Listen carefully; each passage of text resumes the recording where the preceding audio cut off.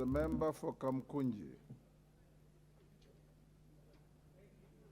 Give him the mic. Thank you, Mr. Speaker, for giving this opportunity to me to speak on supporting the petition by our sister on judicial killings and disappearances. And I want to echo the feelings expressed by other members of Parliament. And I speak as a member of Parliament whose constituency has been seriously affected by this particular problem. I've had many, many disappearances of people in my constituency. I remember Abdi Karura and Dr. Waititu, who suddenly disappeared one day from Majengo. I remember the killing of Bashir Mohammed, a businessman who had a strong association with my constituency, and many, many others. And to be honest, this is not something that should happen in any functioning democracy.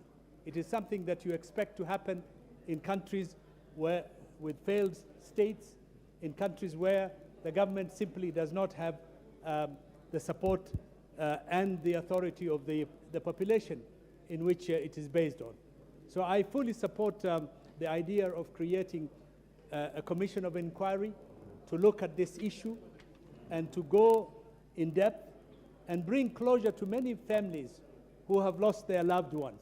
Many of the people who have been killed in this kind of circumstances and many of the disappearances are people like us.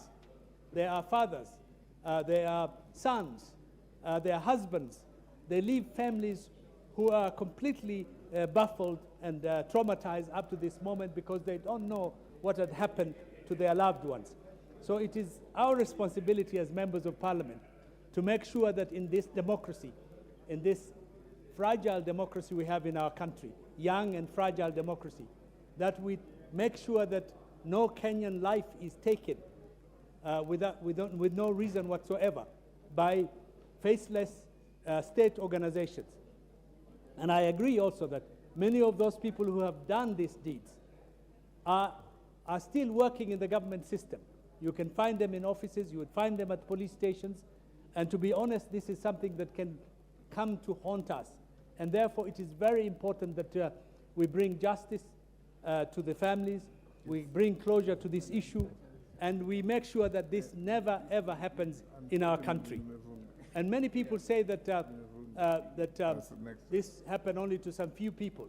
It is not. It is widespread. And as has been mentioned here, many communities, not only my own community in Isli and Majengo has suffered, but many more communities have suffered by losing people through these disappearances carried out by known government agents. And in a number of times I have raised this issue in Parliament. The government ministry responsible for internal security has come to lie to this House to say they have no idea where these people have gone.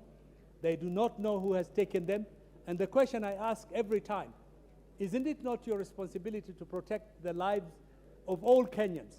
And if it is not you or your department that has done this thing, don't you have a responsibility to investigate and tell the Kenyan people what has happened? Otherwise, you must take responsibility.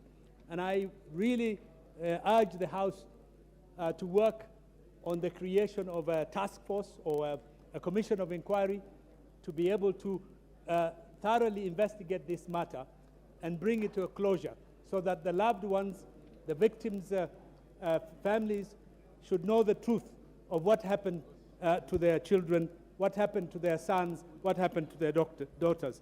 Thank you, Mr. Speaker, for the opportunity, and I support the petition.